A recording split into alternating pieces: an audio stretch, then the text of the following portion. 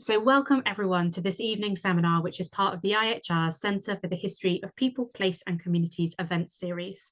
The Centre for the History of People, Place and Community fosters engaged, innovative research into place histories across all regions and periods, from the rural to the urban and the parish to the metropolis. With an emphasis on the localised, the microhistorical and the site-specific, it works together with others to develop imaginative new approaches to making history and to identify opportunities for history to make a difference in the real world today. So you may have heard of the Centre's two flagship projects, the Victoria County History, which is a national network of place-based history, and Layers of London, a digital resource providing access to historical maps of London and opportunities for members of the public to share knowledge about specific places in London. The centre is positioned within the Institute of Historical Research, which is a physical place in London and a global community dedicated to participating in, supporting and engaging everyone in the process of making history. This evening, we are delighted to welcome Alison, Lloyd and Corinna Peniston-Bird, who are going to speak to us to the title of From Documenting Dissent to Mapping Migration, Community Heritage in Action. Alison is the Heritage Projects Coordinator at Global Link. She has more than a decade's experience of working with school and community groups on projects that engage with local and global histories. And Corinna holds a chair in gender and cultural history in the Department of History at Lancaster University. Since 2013, she has collaborated on numerous community heritage projects and led an impact case study considering local, inclusive and historically driven commemoration. This evening, they're going to share with us findings from a series of community heritage projects led by Global Link Lancaster in partnership with Lancaster University's History Department, and explore the process of community-based historical research.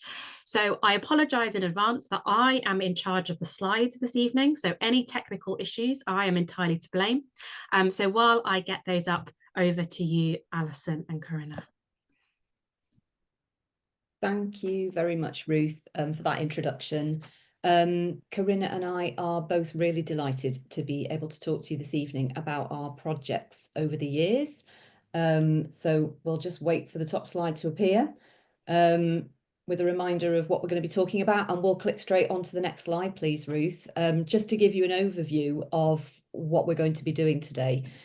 So we're going to be sharing, as Ruth's introduction said, a kind of overview really of our community heritage projects that we've been running. Over the years, we've developed a particular model in the way we approach running our projects. That's been shaped by the nature of our organisation, the kinds of histories we've chosen to focus on, and the particular way that we've developed of working with volunteers. This has kind of evolved into quite a specific methodology or approach that we think is quite distinctive, but also replicable. So this talk really is a chance for us to share what we've learned from that, and reflect on the experience of running those projects and how they've kind of shaped up over time, including some of the outcomes, both predicted and unpredicted, as well as some of the challenges. So yeah, we'll speak for, we think, for about 45 minutes and make sure that there's at least 30 minutes left at the end for questions and discussion. So please do note anything that you might want to ask us more about later when we get to the question section. So we'll go on to the next slide, please. So I thought I'd start by explaining a bit more about my organisation, about Global Link and our route into heritage, because that provides some quite important context and a kind of frame for the sorts of projects that we run. Global Link is at its core an educational organisation which aims to promote global learning or global education. In other words, we run projects, workshops, exhibitions, training in schools and in the wider community that aims to help people to better understand themselves as global citizens and see how their lives are interconnected with others around the world. And from there, explore ways in which we can take action to work towards, as it says in our mission statement, a more just and sustainable world for everybody. So this is the lens that we brought to our community heritage projects when we started venturing into this field in 2013. We were interested in particular in histories of the struggle for social justice and human rights, in exploring how ordinary people have sought to bring about social and political change, as well as thinking about the relevance of those stories today. So as a result, our projects often focus on bringing to light more hidden local stories that intersect with kind of global issues or themes, and using those histories to better understand those issues, while at the same time exploring how these very locally rooted stories can sometimes actually challenge big historical narratives. So our project logos that you can see along the bottom highlight this. We aim through our work to amplify voices and stories that are less well known, and use those as a provocation for our participants to reflect on their significance for us today. None of us at Global Link is a historian, including me, and it's important to say that up front. So right from the start, it was really important that we did work in collaboration with historians when we ventured into this area of community heritage. So this is how we've ended up working with Corinna. This is why she's here today. The involvement of historians has been really important in terms of bringing a critical historical mode of inquiry to our work. That's been vital, and I think the dialogue between our disciplines has evolved to become really core to our developing model of work. So I'll introduce Corinna at this point, and she can say a bit more about that too. Over to you, Corinna. Thank you very much. So I do tend to describe myself as Global Link's pet historian. I have a vision of myself sort of kept in a cupboard and then popped out when I'm needed. And when I first started working with Global Link, it was in my subject area specialism of gender and war. But I was involved in creating a local network of all those people who were trying to mark the centenary of the First World War. And I saw it as a real opportunity for community collaboration. That drew me closer to Global Link, and also the project that Alison's about to talk about, which I'd encountered and was incredibly enthusiastic about. But as this collaboration has developed, I found myself contributing more in terms of historical methodologies than as an historian of whatever the project is on. And I think there's a lot of people here who may recognize this, because Lucy Noakes noted something similar when she was acting as principal investigator on the AHRC Reflections on the Centenary Project, which examined these opportunities for collaborative research and co-production of knowledge between community and academic partners. And she noted that in these collaborations, historians are very likely to contribute their disciplinary expertise, not necessarily their subject area specialism. And if you're interested in that process and that journey, that's one of the things we could talk about. Another theme, as Alison intimated, that we could talk about are the parallels between the disciplines of history and of global education.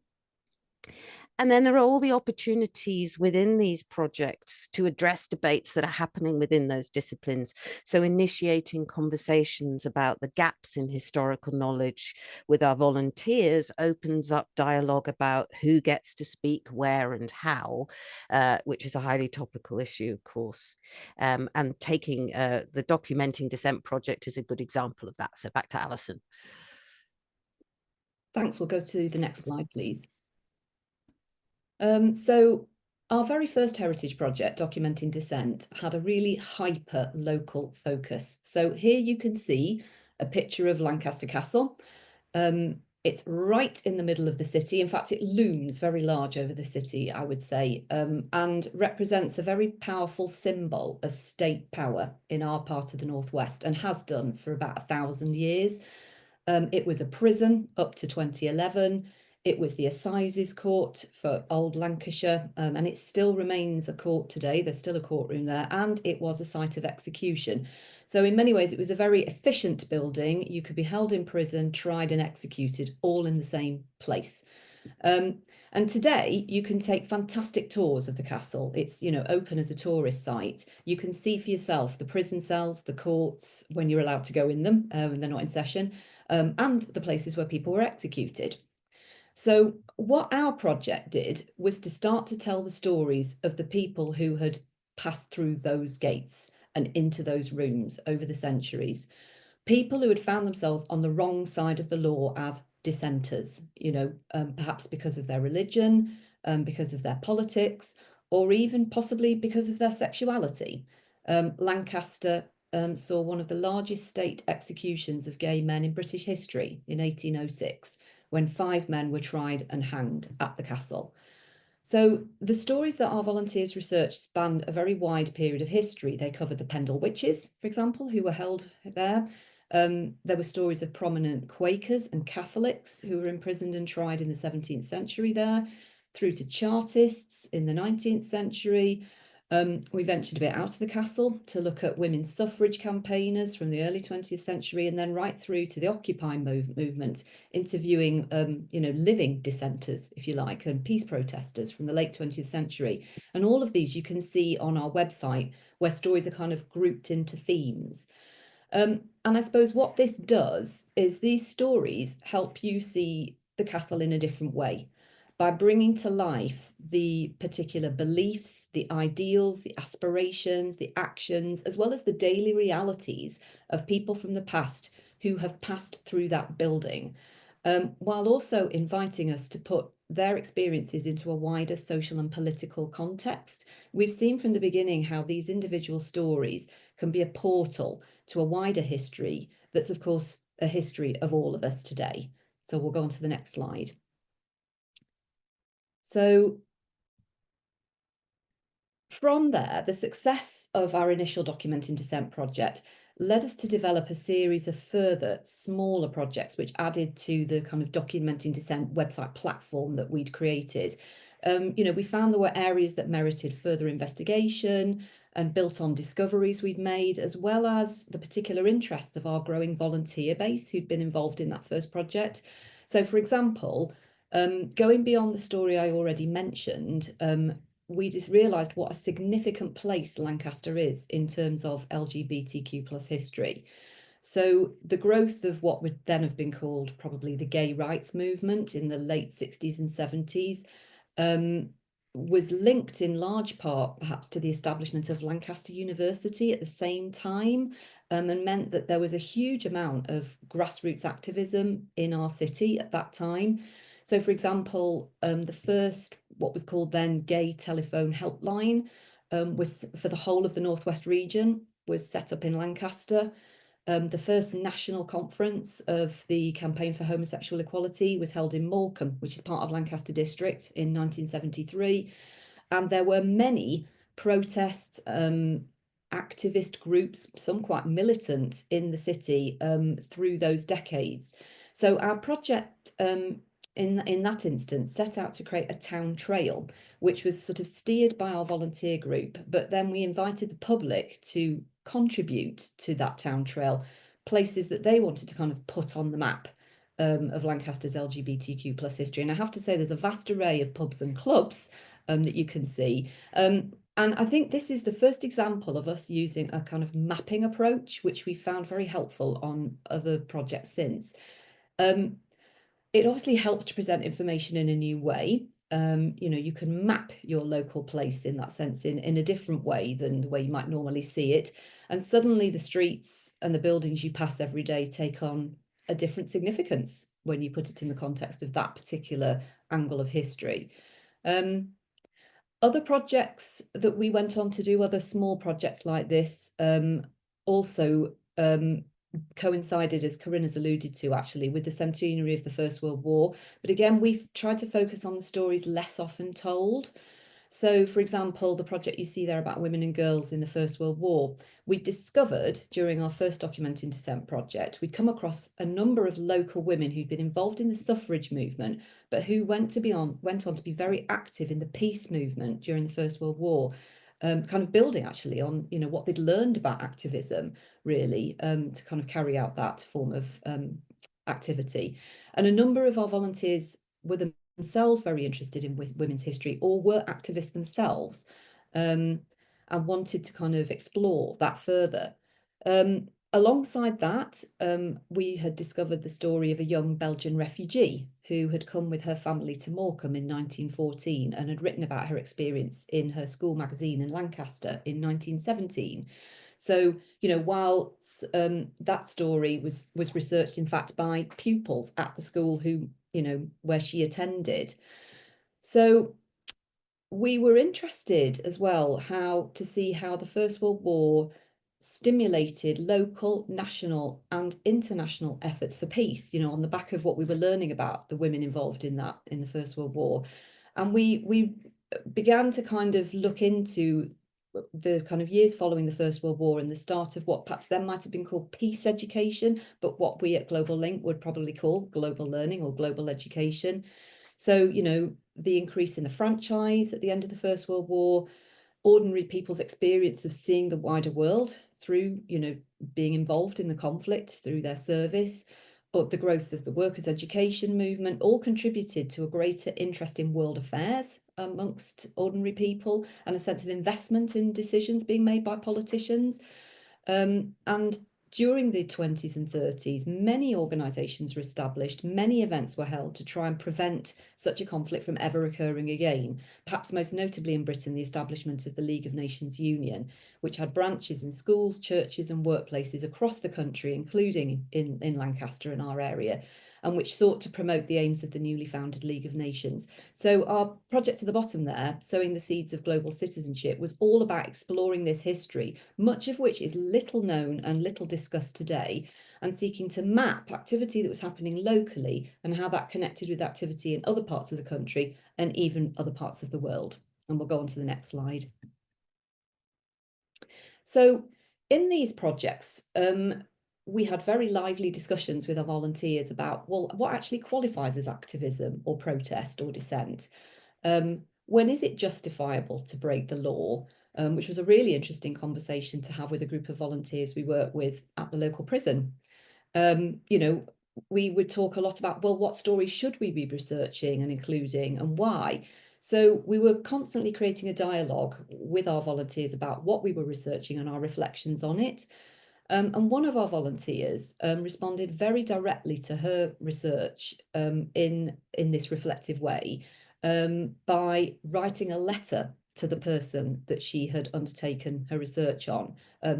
He's long since died, so this kind of took on a kind of creative dimension, really. So she'd researched a First World War conscientious objector from Lancaster called Albert Tomlinson, and she wrote him a direct letter imagining what it must have been like for him to refuse to fight because of his religious beliefs, and reflecting on her own reactions to his story, especially given her knowledge of her own family's involvement in the conflict.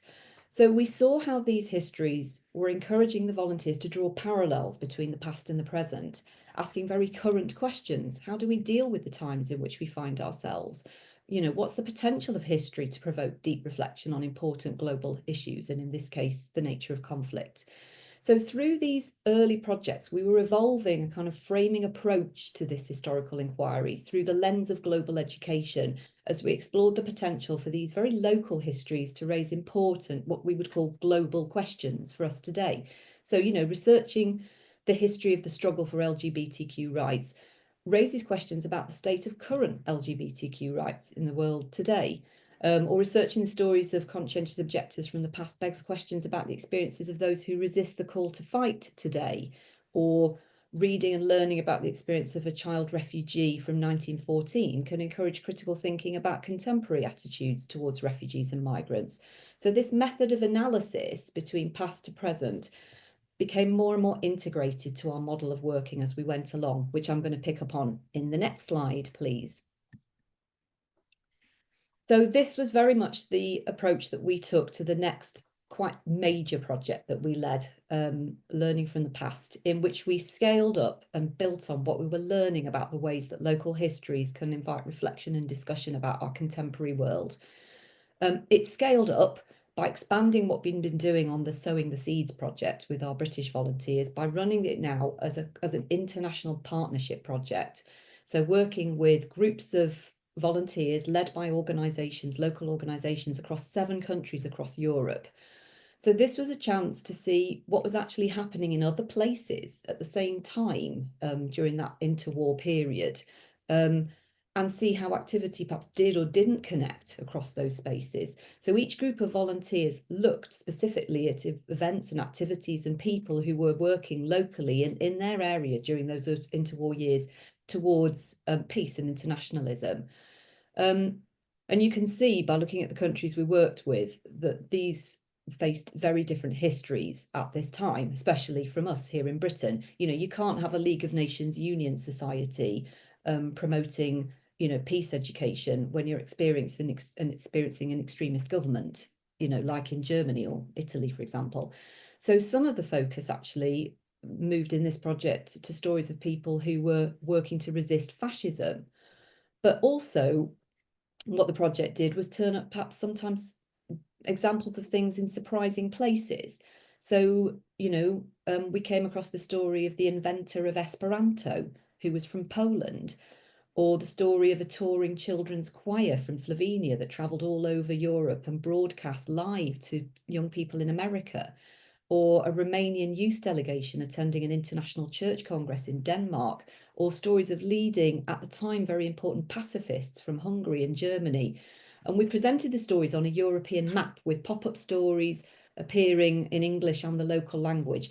And together, these start to tell a very different story about the interwar years that is largely forgotten today, but which is actually extremely important and laid the foundation for many organisations which exist to this day. Secondly, the kind of other methodological approach we built on that we had been learning was to build a conscious second stage into this project, where we went on to use the stories we'd gathered, the heritage stories, as a stimulus with young people in each location, asking them to reflect on the relevance of these stories, of this learning from the past for them as young Europeans today, and then invited them to develop arts-based responses to this learning. And they came up with a wide range of approaches based on their own interests and local cultural forms, from photography to batik to poetry to dance. And all of these could be displayed as part of exhibitions at local events, and thus inviting a wider public audience to engage with both the history and the young people's response to it. So let's go on to the next slide, and I'll pass over to Corinna. So this is an example of what Alison was just talking about, one of these creative responses to a story, in this case, the story of Esperanto.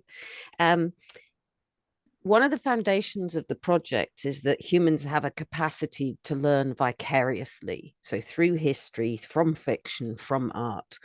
And this slide depicts one of the exhibition pieces from Learning from the Past that was inspired by the story of the creation of Esperanto, where the artists reflected on honesty, vulnerability, shared humanity, and empathy. They integrated the eyes of the observer through the mirror that was in the middle of their artwork. You can see it framed in the slide. And one of the artists explained, "This project is very important for me. Thanks to it, I have expressed a very important concept that sometimes I feel like it is missing in our society. It is the concept of empathy. The problems which were during the First and Second World War seem for us very far from our life. We have the feeling that those things which have happened in that period cannot be repeated again in our present or future. However, we think that more or less some of those problems are still here." Slide, please. So this brings us to our latest project that has just finished at the end of last year, which followed a similar model to Learning from the Past, but with a regional focus rather than an international one, in terms of the kind of partnership working on the project. This is Migration Stories Northwest. And the project came about because in recent years, Global Link has become a support provider for refugees and asylum seekers in Lancaster.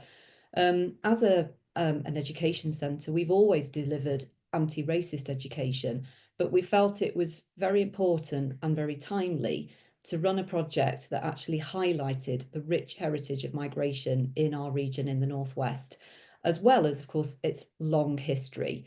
So this project set out with a very explicit aim to normalise migration, to humanise migration, and to show what migrants contribute to the places to which they move, in order to counter, of course, the very negative narratives about migration that abound in the media. So on this project, we've created another kind of interactive map that this time charts the lives of more than 100 individuals who've migrated in or out or through our region over the past 2,000 years. So yes, we've gone really big in terms of our sweep. And what we've also done is we've used the stories we've gathered as a stimulus for workshops with local school children across the Northwest to bring the topic of migration to life and to think about migration today through the lens of historic migration in our own locality. And we'll go on to the next slide where we're going to talk more about this method. Over to you, Corinna. Thank you. So our methodology, first of all, let's start with the people. Who do we recruit? Well, it can be people with an interest in history, but also those who don't, and sometimes who very expressly don't. So they may be interested in the subject matter rather than the fact it's an historical project, or it could be the opposite, that they're interested in the history and aren't particularly bothered about what the subject matter is. And we have attracted specific interest groups such as LGBTQ plus interest groups, or women's history, or people who want to research their own families. If they know, for example, that they have a conscientious objector in their past, so they get drawn to a project that allows them to take that further. And of course, also those who are migrants themselves, possibly asylum seekers. In the last project, about half of our 65 volunteers had never engaged with any heritage before and had never been in an archive. So one of the things about the project in terms of its spatial dimensions is also opening spaces to people who haven't necessarily felt they had purchase or even awareness of the openness of those spaces and how inviting they can be. And this creates a really interesting set of people who wouldn't often meet or wouldn't necessarily meet in any other context. Very different ages, very different backgrounds, very different set of interests, and ranging from their 20s to their 80s for our volunteers. And the methods that are used create spaces very deliberately for sharing and for conversation among the group. That's through the group meetings, there's buddying, talks, excursions, visits. And these activities are intended to build people's skills to research and document heritage, but they also build that sense of community among the group itself as working on a shared endeavour, which can have a very long-standing legacy. And the intergenerational space extends to children and young people as well. On some projects, young people have worked with adult volunteers to work on histories connected with their own school or organisation. We heard about the Belgian refugee at the girls' grammar school, but brownies, for example, were really inspired by the history of internationalism in the scouting and guiding movement. And in our latest project, the young people directly interviewed adult migrants about their experience of migration and helped to put those stories on the migration map to make sure it came all the way up to the present. On other projects, as Alison alluded to with Learning from the Past, young people were invited to engage with the research that had been undertaken by the adults and respond to it, explore their responses to it. In a whole variety of different ways. One of my favorite memories of this year has been going to a school and looking at a performance they put on, holding up pieces of paper of the words that had stuck with them from the projects they had done and what they think got to the essence of the project on migration. So with both adults and young people, we strive to create spaces for people to reflect on the relevance of the heritage being researched through the project to the world today. Next slide, please. So speaking from an historical perspective now, the projects had to be sufficiently well defined to attract funding. That's a very practical way of framing the project, but also sufficiently open to permit co-creation. And one of my jobs, I think, therefore, was to hold that uncertainty, to be comfortable with it and to scaffold it. And I was trying to think when we were waiting about what analogy would I give this? Was it a magical mystery tour? I sort of got the Beatles singing away in my head. And I thought, it's not really that. We know where we're going, but we don't know how we're going to get there, or don't fully know how we're going to get there. And we don't know what we're going to find when we do. So that's that combination of expectation and co-creation and knowing and not knowing. So the intention, which is always key to, I think, the success of the project, is to engender a dynamic relationship between the initial vision, which is sometimes quite firmly and clearly articulated. I say sometimes, always. Well articulated, but then how that vision is shaped by the volunteers. And the later projects all deliberately integrated provocations to support historically rigorous research and work from both ideas to archives and from archives to ideas. So, for example, in Learning from the Past, the volunteers were initially very skeptical, for the geographical reasons that Alison alluded to, as to whether they could actually find any examples of global cooperation in their particular regions. And then we offered them a provocation just to think, well, where do opportunities for cooperation, collaboration, travel, discussion across boundaries take place in the world today? And they started reflecting on sports and on religion and on music. And from that got really curious about the leads that they could chase, that they could think of, that connected that to their own particular areas. Or conversely, another way round, we took the volunteers to the People's History Museum and Archive in Salford, where we encountered this incredibly rich archive related to refugees from the Spanish Civil War who had been housed in the Northwest, which wasn't a story that was particularly well known in the area. And that suggested a possible research topic for sowing the seeds. So the historical underpinning of the projects was essentially about rigor of practice. So it was ensuring, if this is about also countering fake narratives, then we had to make sure that we went beyond supposition and ensured that every contribution was rooted in primary and secondary evidence. We also needed to make sure that absences in the historical record were reflected and not hidden. So, for example, if the only thing you have is a tombstone of a Roman, what you can speculate about that and what you can't, what the boundaries are, and how to actually make explicit where you are working with evidence and where you are working with contextual evidence. So challenges like that. And we were also alert to the dangers of replicating the emphases and the omissions of the archive. So the migration map that we'll see later, for example, needed not to exclude women and children just because they're not well represented. Or we needed to make sure that we didn't ignore the more distant past simply because of all the copious records that modern bureaucracy leaves behind and that which are digitally searchable and therefore more accessible in many ways. So that was the part of the dialogue between the project vision and the volunteers' choices, and one of the reasons I was there to help try and ensure that those sorts of issues were well represented. Slide, please. Alison, you're muted. Thank you. I've turned myself off while you were talking at length. So the final thing, just to pick up on the methodology, we thought it was worth making a comment about the fact that you've seen on our recent projects, we've worked in partnership with other organisations on Learning from the Past and on Migration Stories Northwest. We worked with other partners to kind of mirror the work we were doing in different localities and pool it together. And I think what we've developed through that process is a sense of creating a model that then is replicable and that, you know, our partners could go on and run themselves. This model, as you're beginning to see, has certain characteristics. It's, you know, it's about gathering story. It's story-led, and it's very much situated in a locality or place-led. However, you know, the people leading that would define that, or the volunteers would define that, because another aspect of the project is that it's also volunteer-led, and was, with, as Corinna was saying, with a clear goal, but integrating co-creation as well as creating space for dialogue and reflection, and the thinking about the relationship between the past and the present and even potentially the future. I mean, it's worth noting that none of the partners we've worked with on any of our projects have done this kind of heritage work before. So it's all been very new for them.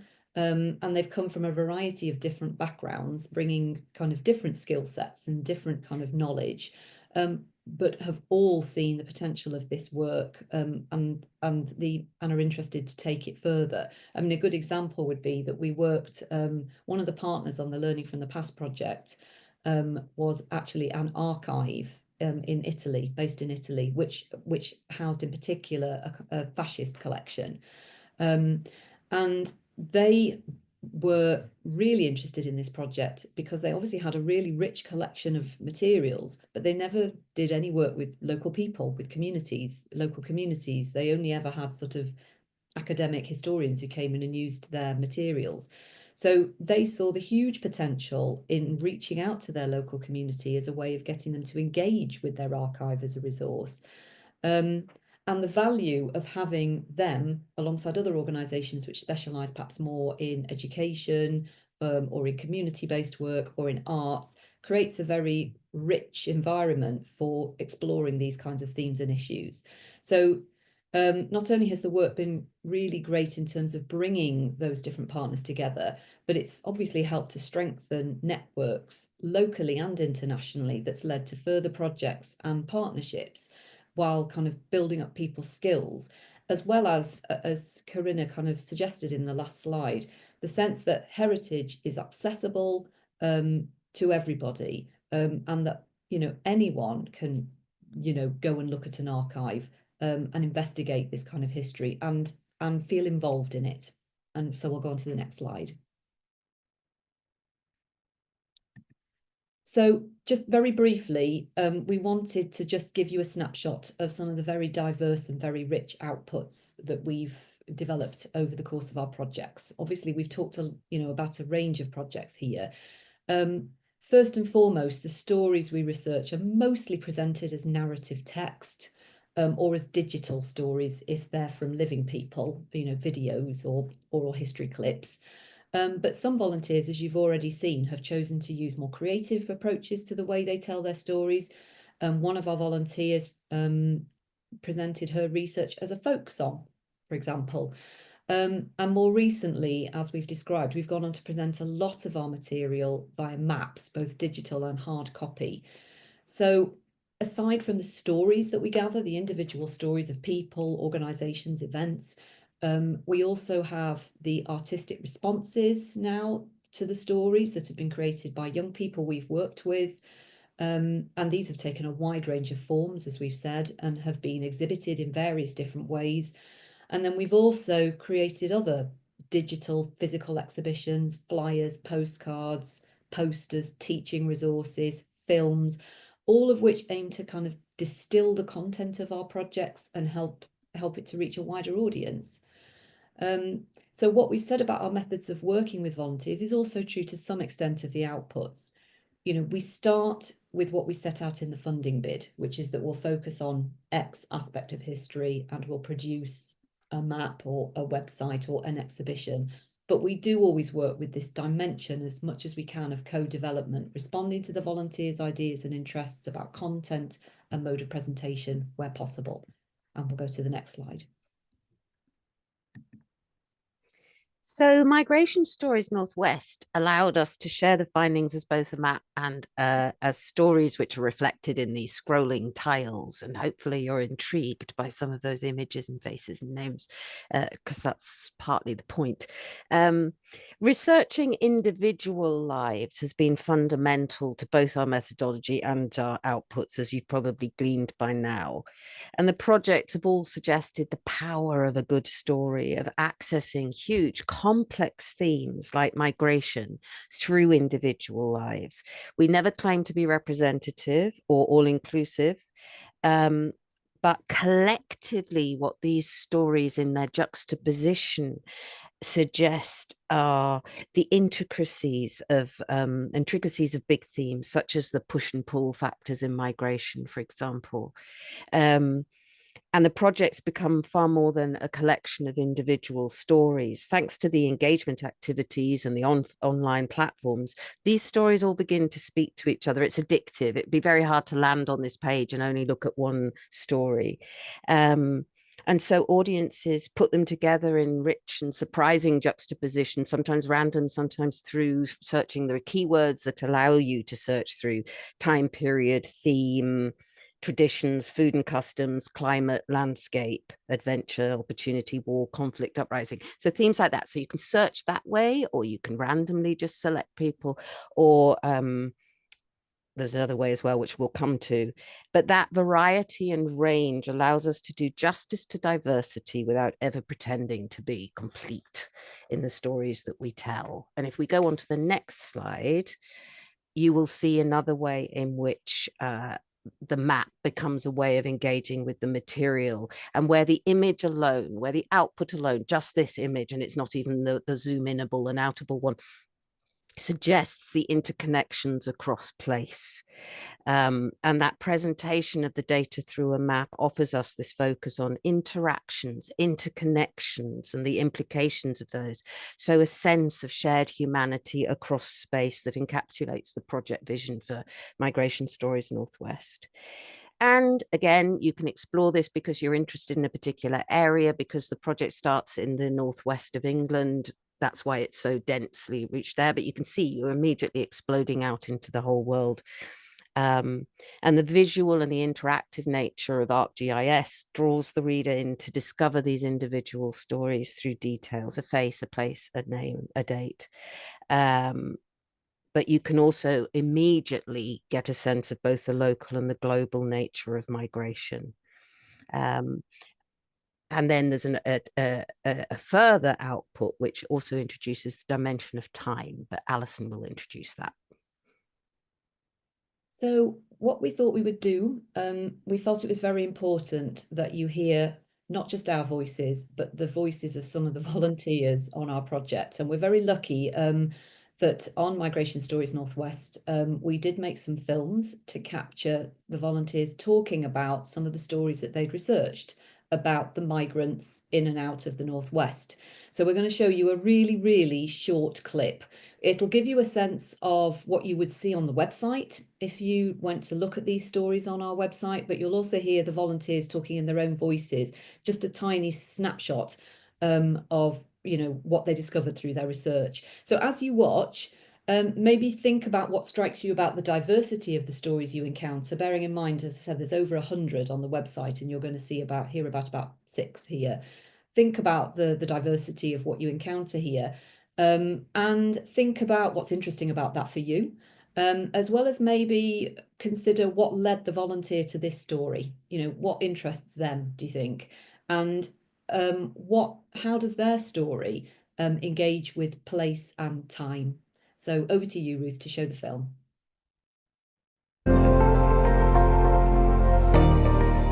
I grew up knowing the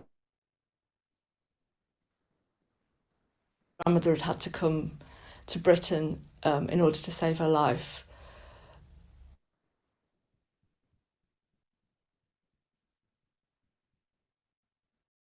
She was taken in by some architects in London who sponsored her to be in Britain and gave her a job as a servant. I didn't know that she was called Sarah.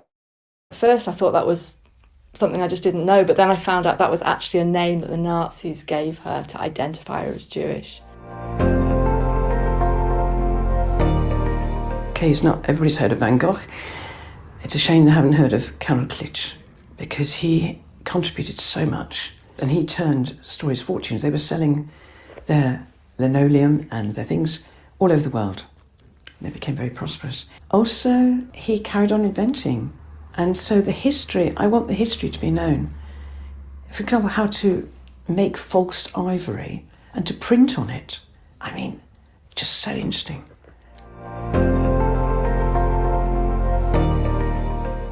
He came from a royal family. He came to England as a Methodist ministry. He more interested in football, so he played for different teams in northern England. So he was part of the Preston North End team, the Invincible team. After he retired from football, he was a miner. He had a sad life. During his time, he experienced a lot of racial racism. The tombstone is made in a very unique style called Totenmahl, which is a German word that basically just means death feast. And it typically shows the dead person at a banquet, lying back on a sofa, usually with wine somewhere.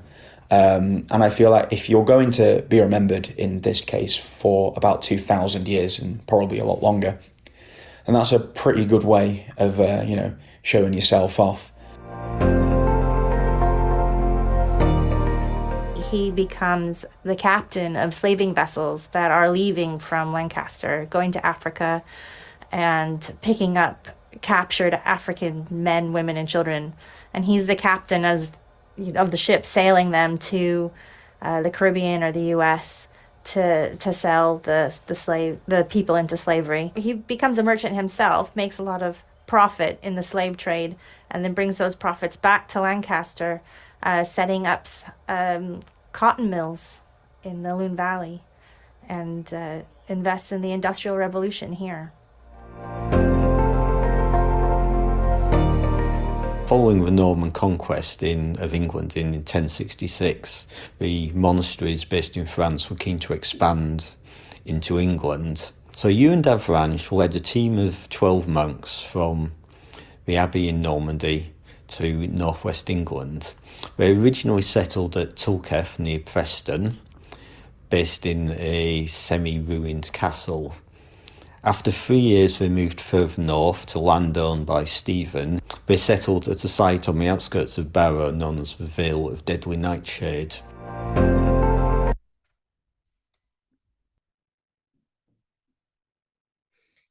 So we'll come on to some of the unpredicted outcomes of the project now, some of which we've just seen through the that clip, because the range of the content that you just heard about is the result of those projects being volunteer led. We would have never landed on those particular examples had we tried to predict whose stories we should be telling.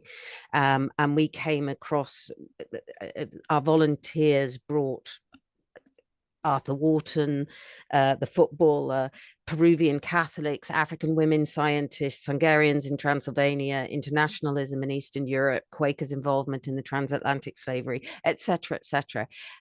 So they brought these stories that we could have never predicted in advance. And I've seen the question on heritage and history, and that would be an interesting way of continuing that question later.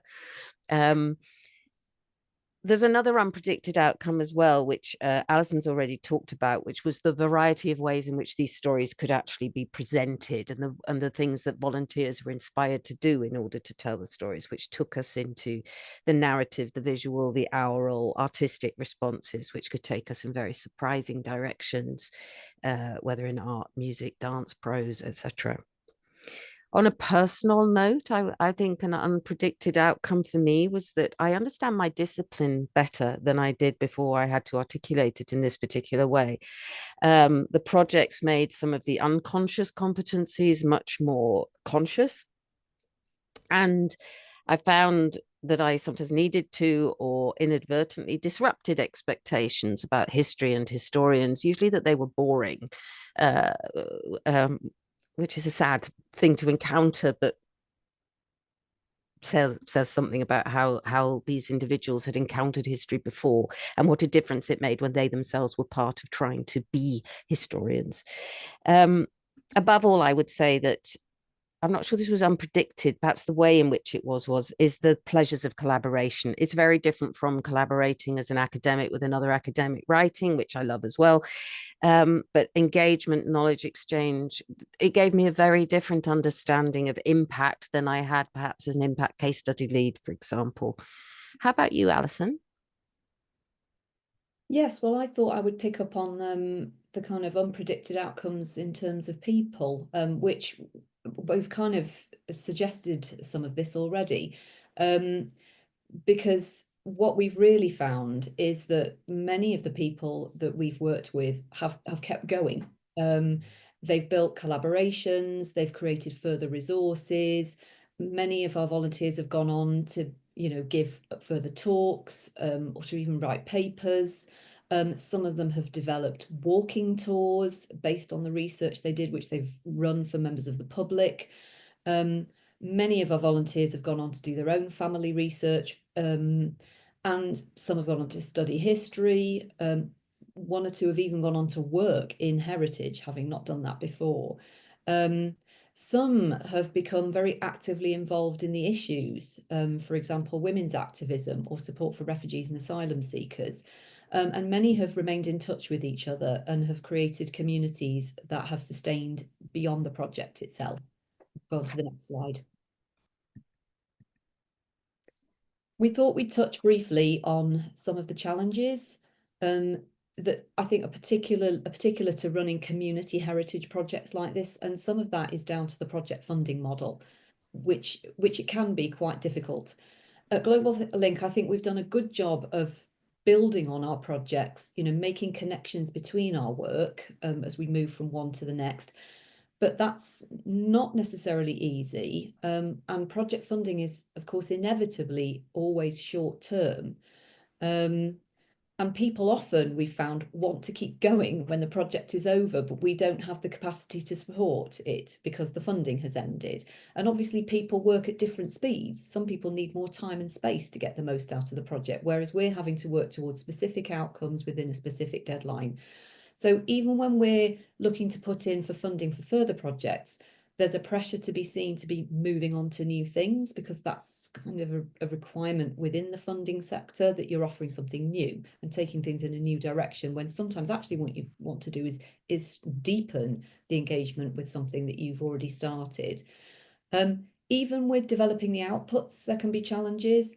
There's an emphasis these days in particular on creating digital outputs, because of course that can potentially have a wider reach, although that itself presents challenges and isn't necessarily inclusive for everybody. So that in itself creates certain demands, but also digital outputs will require ongoing curation and maintenance, especially if you want them to remain out there for people to use. Things need updating, especially if you want to maintain the quality and ensure that people can continue to use them. And Corinna? Yeah, I also think there are some tensions inherent in the project design.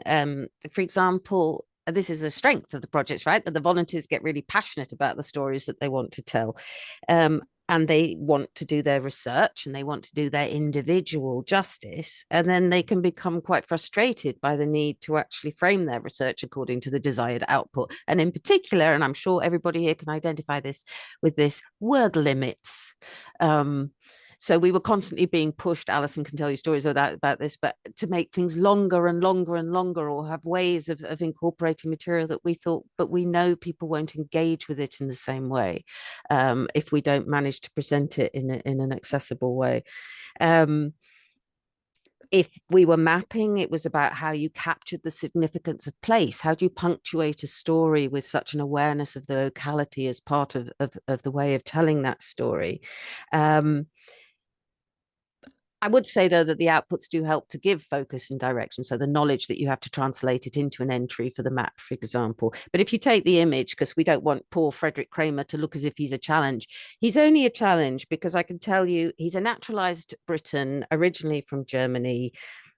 He emigrated to Ireland and he then went to America. He emigrated from England to Ireland because his shop window, his butcher's window, was smashed in 1915. So just within that very brief outline of this poor man's life, behind that bald sentence, we have the impact of the Second Battle of Ypres on Lancaster. We have the anti-German riots after the sinking of the Lusitania. We have the impact of alcoholism on veterans. We have the Easter uprising in Dublin, which is where he ends up going in order to be safe from what's happening in England. And then broader themes such as nationalism and civic xenophobia and so on. So you can see how tempting it is to and how frustrating it is to have to tell that story in so few words. And the other challenge, I think, resulted from the volunteers' adoption of historical rigor, because we all had to learn how to combine respect for the sources, such as the shipping records or the birth certificates, without reducing the complexity of a human life to its bureaucratic trail or its legacy in an archive or a museum. So that for me was also one of the unpredicted things, the challenges of how to tell a story well and to combine that historical rigor.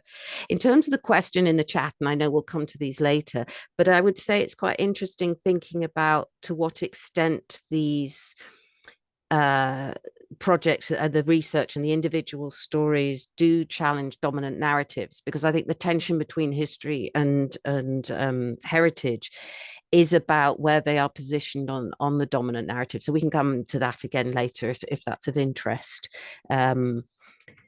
but I noticed that more in the centenary projects than I have in some of the Global Link projects, perhaps because we're uncovering less well-known stories, but we can explore that a bit. So next slide, please.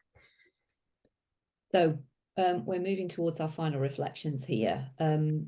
And I will wrap up by saying that the approach to community heritage that we've developed at Global Link has evolved into a model of mining our collective history in search of examples of how people from the past have sought to promote a more just, peaceful and sustainable world, to achieve a better life for themselves and others, and to take hope, inspiration and learning from their actions.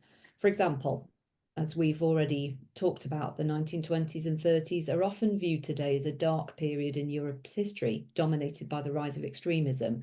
But we've learned that a surprising number of people worked to create communities of action across the continent that resisted hatred and discrimination, some of which exist today, and some of which our project participants have gone on to join. We've also found that discovering how and why specific individuals have moved in and out of your place can promote empathy, helping people perhaps to think more critically when reading negative news headlines about contemporary migrants and question the language of them and us. Most importantly, perhaps, researching these stories helps participants see that these ordinary people could be us, and that despite the challenges, we can do as they did and take action that could change the course of the future. Traditionally, the approach to global learning that organisations like Global Link have advocated for has been about building solidarity with people across place. But what we've discovered through developing this approach to heritage is that it can also promote solidarity across time and connect us very powerfully with those from the past who walked the streets where we live. Very ordinary people, sometimes doing very extraordinary things. Next slide. And on our penultimate slide, again, we wanted to make sure that our volunteers' voices were heard today. And you see a range of ways in which they've engaged with the project, and you can see the impact it's having on them as they reflect on what they've encountered. And I think behind it all, what we're seeing is volunteers grappling with the paradox of studying history, which is that on the one hand, they encounter this shared humanity across time that Alison was talking about. But then on the other hand, they also develop a greater awareness of the difference, better or worse. So not only that the past is a foreign country, Löwenthal is featuring a lot in the comments and in our talk today, but also that the present is not a given. It's also constructed. It's the outcome of events and choices which could have been different and which can be shaped. So through their research, our volunteers are equipped to challenge misconceptions, for example, by uncovering narratives for themselves that challenge contemporary misunderstandings. For example, in the migration project, the long-standing hybridity of their locality, which isn't a popular way of telling the story of Cumbria. So that relates to this idea of tension between received notions and researched understanding. And the temporal span within the projects encourages, I think, both reflective distance and contemporary comparison. And those two things together are an incredibly powerful paradox. The other thing about the Global Link methodology is, I think, the parallels that it's exposed between global learning and the discipline of history, that I think there's more work to be done on exploring its potential. But researching real people leading real lives in these heritage projects has encouraged in the participants, we would say, a self-awareness of perspective consciousness, a cross-cultural awareness over time and over place, and awareness of individual choice and agency that can be inspirational. And these qualities, I think, illustrate the power of these types of projects to invite new ways of not only conceptualizing the past, but also conceptualizing the world and self in the world. Looking at these testimonials, I think they also suggest hope. So on that positive note, we will leave it there with one final slide of ways in which you can explore anything we discussed today further. And we'd both like to thank you very much for your attention. Thank you.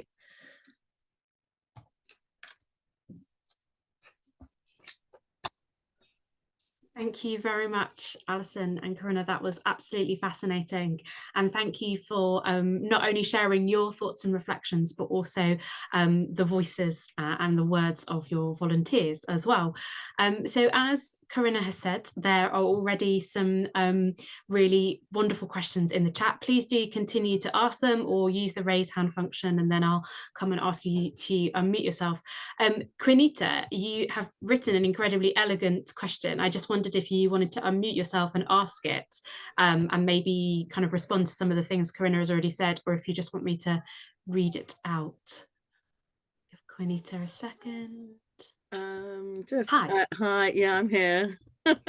I'll unmute my yeah, I was just interested in that tension because I work a lot with Windrush generations, and a lot of that material then goes into the education system, but there's still a lot of myth around Windrush, and it's been really difficult trying to deal with those kind of tensions. So I was just interested if that had come up a lot in the work that you had done.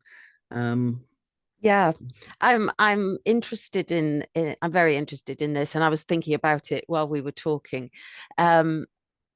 One of the consequences, I think, of the sorts of projects that we've done is that some of them are less likely to challenge received notions.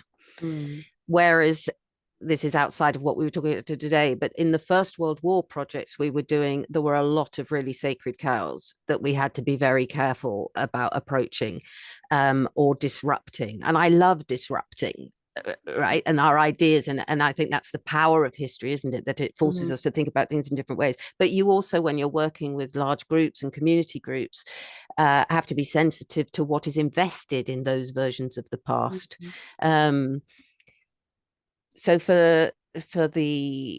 So that's where I think sometimes we avoid some of the tensions between heritage and what is done with the past in heritage as opposed to the history.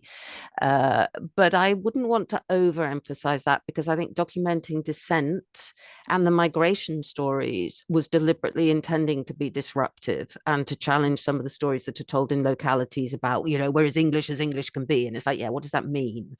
When you start looking at who's been here since time immemorial, right, and just how hybrid a society it is.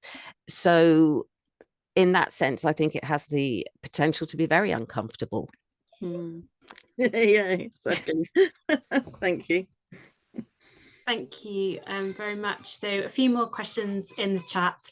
Sue Major says that in York, we have a wealth of local history groups, each focusing on a community area or village. Our own group has worked with local schools on migration stories, filming migrants talking about their stories, and also on conscientious objectors in World War I.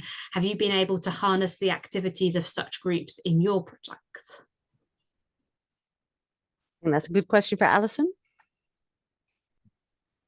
It is, although I just, Sue, would you be able to clarify what you mean about such the activities? Are you saying there's other things that we could have engaged with, or are you asking if we could do things like? I think I need to hear you a bit more about what you've been doing. Hello there. Yeah, I mean, I just thought this is all about community heritage, but you haven't mentioned history groups at all. I just wondered whether you had any, whether you talked to them about the projects. Oh, I see what you mean. Well, that possibly pertains to one of the other questions about recruitment, because we do have connections with local history groups. In Lancaster itself, we have an organisation for local heritage organisations, which encompasses everyone through from museums through to local heritage organisations like us, or organisations that do heritage projects, through to local history societies. So we actually have opportunities to get together and share what we're doing, which is actually really valuable, which means that's a way of letting people know, and also maybe the benefit of being a relatively small city where we know what each other is doing helps, I think. So we've recruited people through local history societies. Number of people have given talks to local history societies based on the research they've done from our projects.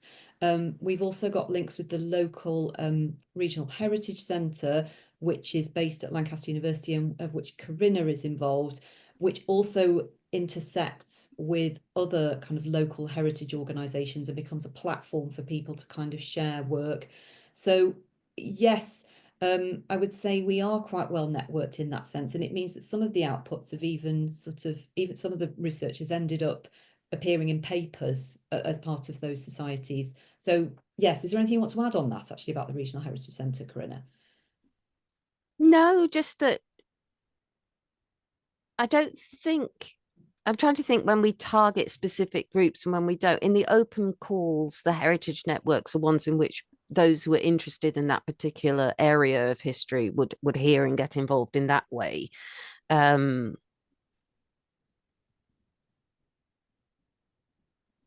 Yeah, I'm trying to think the sort of topics, because the other thing, of course, is that the local history groups are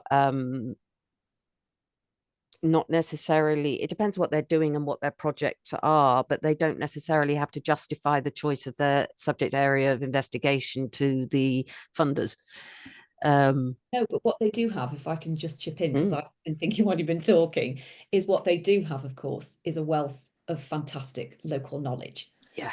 So what, you know, often at the stage of putting together a bid or scoping out an initial project, those are often organisations that can help us with identifying potential stories, potential areas of research, and they have indeed helped us to do that. Some of the stories that are on our map, our migration map, for example, have come about through work that's been done by local history societies. I'm currently writing a project bid in which I am using the research of some of one of the local history societies in the area that I'm hoping to do the project in. So yes, in terms of the kind of, they're great resources, aren't they, in terms of what the research they've already done, and then can potentially point you towards the gaps, which, just to pick up on the, you know, the previous question, is what we're often trying to fill.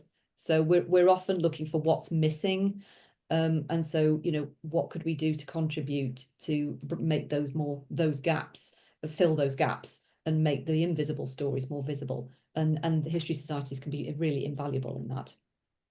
And some of the sources they have, especially photographs, for example, if we're talking about later periods, and family memories that you start being able to really bring. I think it's particularly important when you're locating it in. And so, for example, on the streets of Lancaster, I've done projects where it's so important to get people's memories.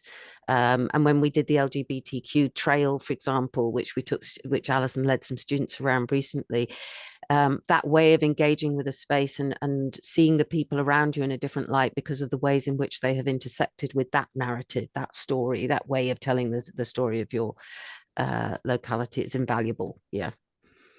So we do I think there's a wide variety of the different ways that both people who know that they're invested in history and those who don't know they're invested in history get involved in these projects, different ways of contacting them. There's a really interesting question about volunteers that I've been reflecting on in the background. Sorry, I'm just bypassing all chairing. I beg your pardon. But I wondered, and Alison will know this better than I do, is that coming out of the language of the grant application? Yes, it is, isn't it? I was also mulling over that question. And yes, I think one of the reasons that's emerged is because that is a language of the funders. But it's also probably, maybe we at Global Link have a different take on that because we are in the voluntary sector. So we are a voluntary sector organisation. We work with volunteers all the time. And our definition of volunteer wouldn't be somebody who is unskilled and incompetent. In fact, it's the absolute opposite. So for us, volunteers are people who precisely bring particular skills and particular interests and experiences and knowledge that, you know, can then become an asset to others. And that's what's so rich actually about our groups of volunteers, is they have such a wide range of experiences and skills and knowledge, which together is really productive. And yes, of course, what we are also offering is a chance to learn new skills, because many people haven't done any form of heritage work before. And in fact, as we've kind of alluded, sometimes by gaining these skills through, yes, unpaid voluntary work, although we do provide really nice cakes and cups of tea and really great experiences, we hope, that people find valuable. People have been able to use those skills to go on and do further study or find, you know, work within that sector. So it's actually been an opportunity to move into a new direction for them. I think it's a really interesting question about thinking about somebody in terms of a contributor, and it's actually something I will take away from that question, because I think it's really useful to ask us to pause and think about it. And that is a useful moment for us to reflect. And it's a question that I would probably want to take back to the volunteers myself. And you know, how would you describe yourselves, or what do you think is the right terminology we should be using when we talk about you? It's the first time we've ever been challenged on that, and I think it's a really interesting question. It's just it was a comment, and it was, I think you highlighted the issues around language and different practices, you know, because I share your remit. I'm a visual art practitioner, and I work on very, very, very similar. And I was so excited, you know, about your project, because I work on a very similar remit.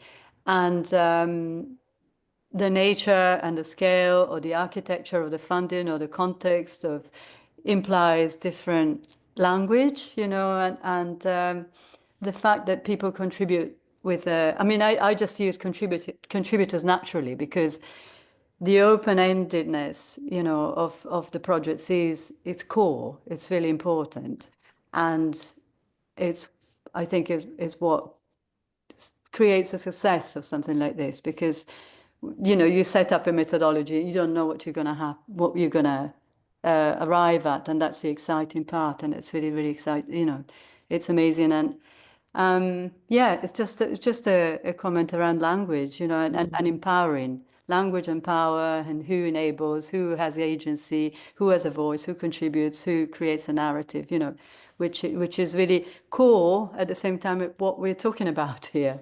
You know, it's fab. You know, thank you. You know, it didn't. Maybe it came across as a criticism. It didn't mean to. It was just a query around language itself. So thank you very much for your presentation. Oh, thanks for the question. It's a good provocation. Thank you. Yeah. It sort of fits. We had conversations about making sure we never said things like giving a voice. We don't give a voice, we amplify voices. And it's a similar sort of sensitivity, isn't it? It's like, I'm an oral historian and I talk about interview partners, but to what extent is that specious? To what extent is that hiding power, the way power manifests itself in certain contexts? So all of this is just fascinating, and I'm sure we could talk for hours about what the right terminology would be. And I think taking it to the volunteers, who I will just comment that the first time I ever did a supported workshop for Global Link, I was so intimidated by the volunteers, and they're still called, please keep this a secret, I know we're among friends, but I call them the formidables, because they scared the pants off me. So it's very, very definitely not meant to in any way belittle the skills that they bring to those meetings. Great, thank you very much. I'm just going to shoot some of the other questions, because there are some really practical questions in the chat as well. So Julie Davis asked, how long did it take you to find and decide on the stories you would move forward with and research in more depth?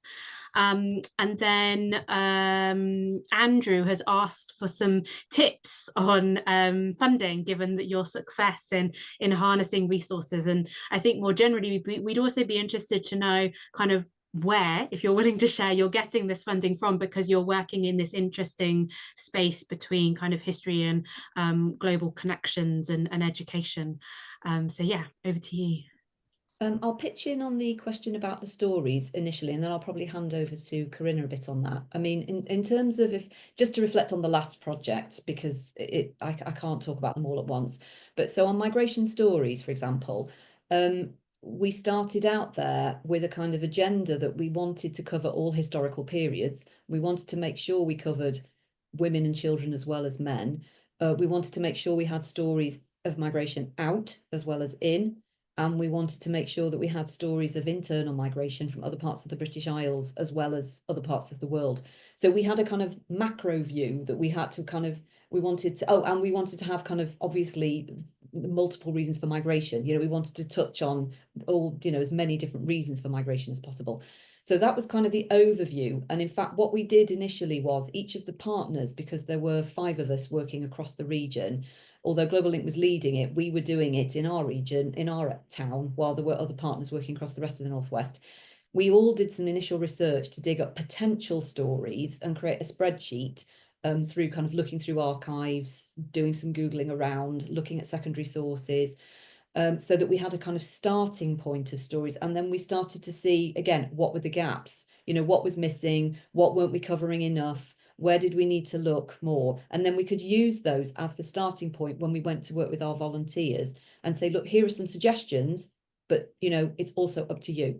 Some of them wanted to go with something that, you know, had been already found, but many of them would have their own ideas already. And then it was just a case of tracking, you know, that we were sort of maintaining that broad coverage. Would you say that's right, Corinna? Yeah, and it's interesting, isn't it? Because I was thinking, on the one hand, we were talking about it yesterday, that Alison had definitely wanted an Anglo-Saxon in there, and certain parts of history to make sure that they were represented. So what happens when no volunteer has decided that that's an area they want to cover? So there was some negotiation between, or the people who were really good and had already done one and wanted to do more, they were great resources for saying, well, you know what, we haven't got anything on this. One of the jobs I had was that when people were getting stuck, or they could say, this is what we found, but I don't know quite what to do with it, would be to look at it and go, well, there's a fascinating story in there about pork butchers or agricultural labor or railway building or whatever it was, and to help a little bit to give some suggested readings of context that took stories that might have gone nowhere, that people have got stuck on, to allow them to develop and come to fruition. I don't remember ever we never censored anything. It was only if something fizzled out because they couldn't get any more material or there were too big gaps. Isn't that right? I'm looking at Julie's question. I would say that we very rarely gave up on a story, because yes, some stories found there was more material than others, but then it was about, well, what do you do with the material you've got? Because as we kind of said at the beginning, you know, when you're looking at a Roman tombstone, there isn't an awful lot to go on. So what you're then doing is looking at the story around that. I mean, like we said at the beginning, these individual stories become a lens onto the wider history, and there's always a way that you can start to find some context or actually articulate, why are the gaps there? That's part of the story sometimes. So I don't, you know, if people wanted to pursue a story, they pursued it to the extent that they could with the material that they found. And in the past, we've actually had projects, you know, on some of our projects, further data has turned up later on, and people have then gone back and kind of updated it. That has happened. You know, literally people have found diaries and letters in attics that have helped to kind of amplify a story that we knew less about previously. That those kinds of things have happened, and that's the nature of this kind of research, isn't it? So the only thing about how long it took, I mean, the deadline was when the stories had to be in, and that was very, very clear from the outset. And Alison does a lot of scaffolding to help people get there. So checking in with all the project partners, and I would engage with them, or we'd have deadlines for drafts. That there would be a huge amount of feedback and opportunity and questions. And this is fascinating. Could you find out more? Here's a suggestion for somewhere. This sort of give and take. So in terms of the timing, there was that scaffolding of a timeline that Alison's pretty good at, you know, hit that deadline. But also that ways of ensuring that people could meet those deadlines by having the right support. But the problems with the deadline is more about getting people to reduce it to what is needed by that point, rather than to actually produce anything at all. Would you say that's true, Alison? Yeah, I think that's probably true. And I think we've probably already indicated that some of our initial contact with communities and volunteers is through local history societies, adverts in newspapers, shout outs to members, you know, on our mailing lists, going through organisations we have connections with, U3A, you know, City of Sanctuary, for example, here, or, you know, refugee and asylum seeker supporting organisations. Depends on the project where we think people might be interested. And, you know, we recruit through our networks that way. And of course, we do have an existing body of volunteers who we often take with us on one project to the next now, and we're very lucky.